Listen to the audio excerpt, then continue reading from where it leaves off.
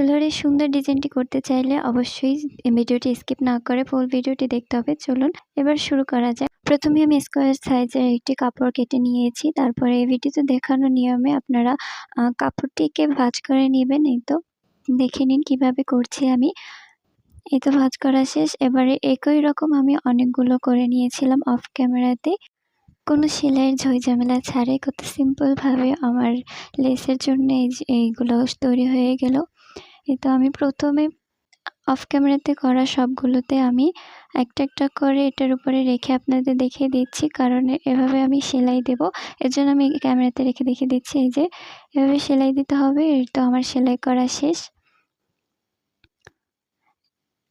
এরপরে উপরের কাপড়টি টেনে এর উপরে নিয়ে ভিডিওতে দেখিয়ে দিচ্ছি কিভাবে কি করবেন। তো এভাবে সেলাই করে নিব অফ ক্যামেরাতে।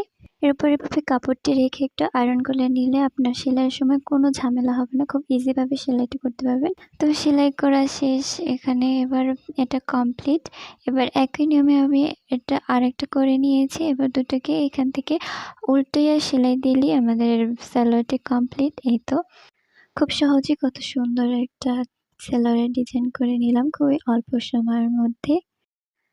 এবার আমি কিছু মিরর অ্যাড করে নিব। এই গ্লু গান দিয়ে আমি মিররগুলো সেলোয়ারটিতে অ্যাড করে নিব। এই তো আমার অ্যাড করা শেষ। দেখেন কেমন লাগছে? অবশ্যই ভালো লাগছে। আর হ্যাঁ, ভিডিওটি ভালো লাগলে লাইক, কমেন্ট, শেয়ার করতে ভুলবেন না। আজকের মতো এই পর্যন্তই। Bye bye.